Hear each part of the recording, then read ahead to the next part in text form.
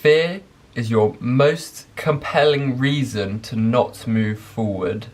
For a lot of the avenues of my life, fear is the one most compelling thing that has been holding me down, that has been keeping me away from my goals.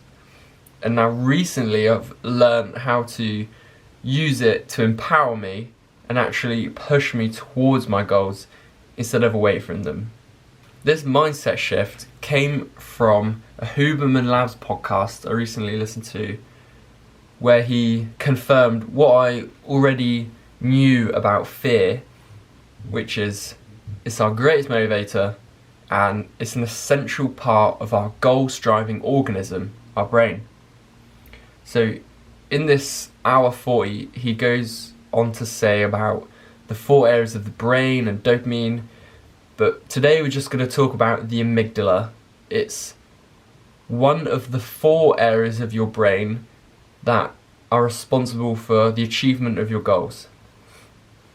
The amygdala, I think that's what it is responsible for your fear and anxiety. And you might think, well, why is fear and anxiety like an essential piece of my goals? It's because our brains might not have changed much in like 10,000 years. So back then, I'm assuming most of our goals were about running away from things, or we must go get food, or the baby will die, or whatever. Things were a lot harder back then. It's a very different environment. Nowadays, although it might not feel like it, we're definitely thriving instead of just surviving. Like, we have an abundance of food and shelter, and on a physical level, we are completely covered. If you're watching porn, you've got access to like unlimited women every night, and you've got loads of dense, disgusting, like rich foods that like have millions of calories in. So on a physical level, we're thriving, we're killing it. You might not have thought about fear coming into the goals, like I definitely haven't until recently. An example from my life is weed.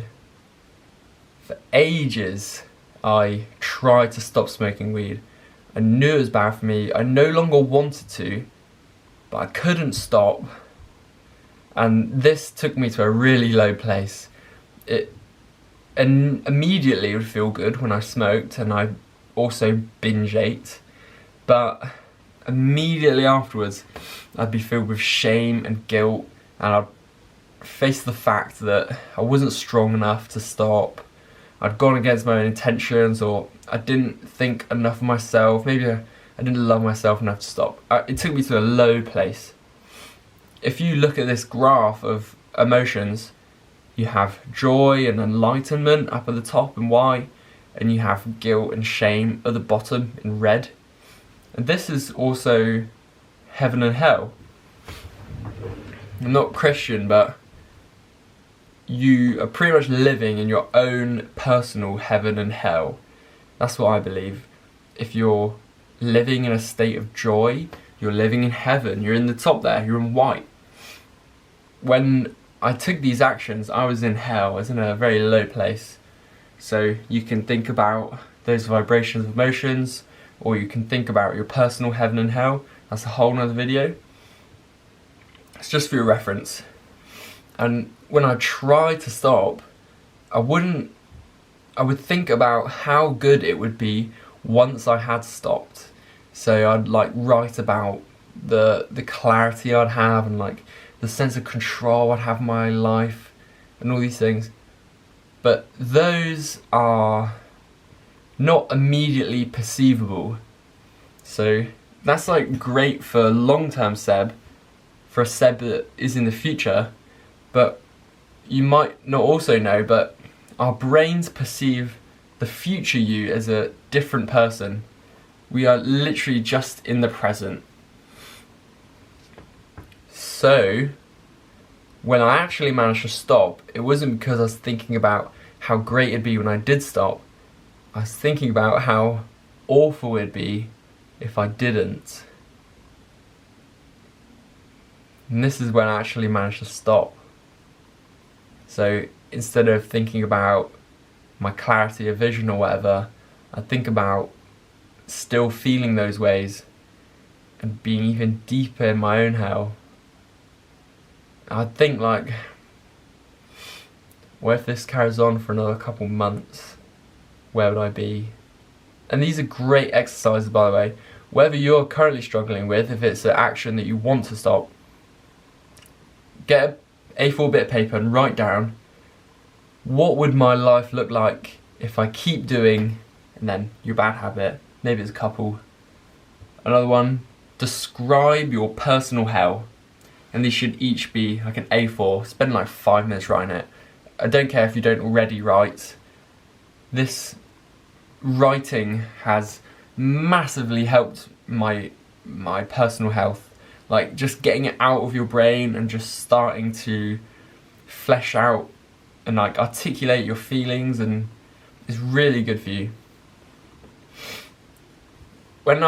Even now when I think about the scenarios that I imagined myself being in, it gives me a stress response. Like right now my heart has increased when I think about my personal hell, or like when I think about where I could have been if I carried on.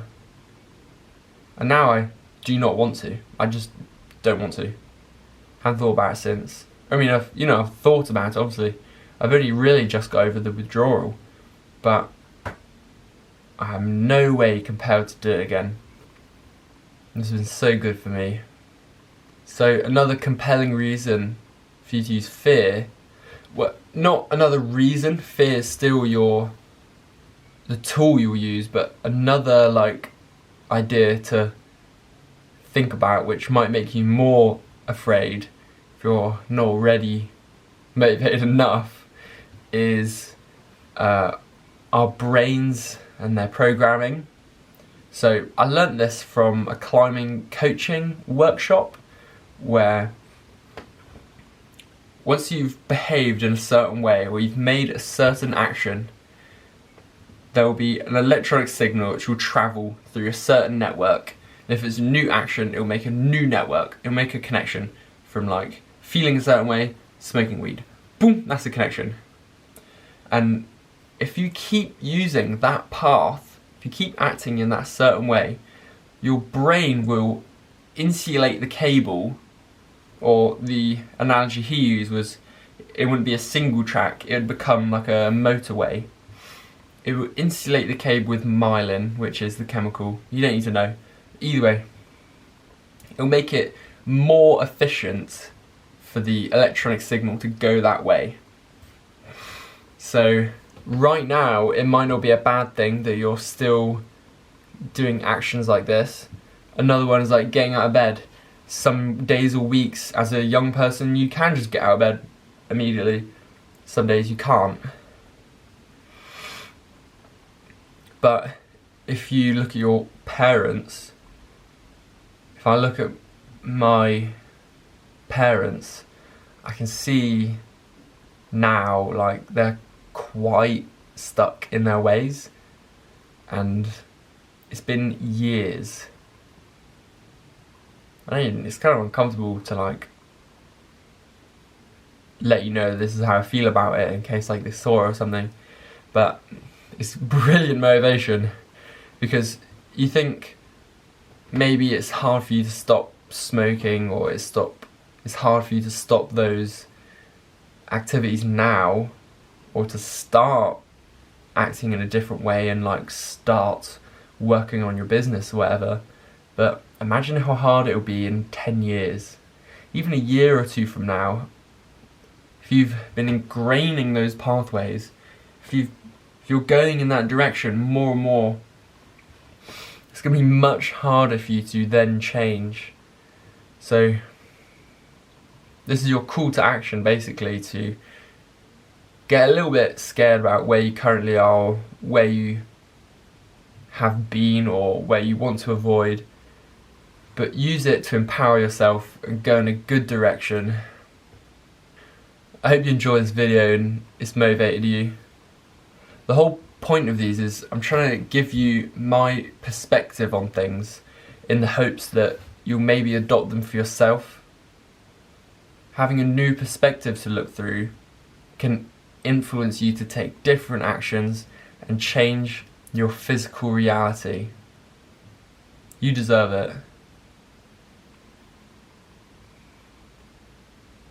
There's no reason you can't be that greatest version you see of yourself. Okay?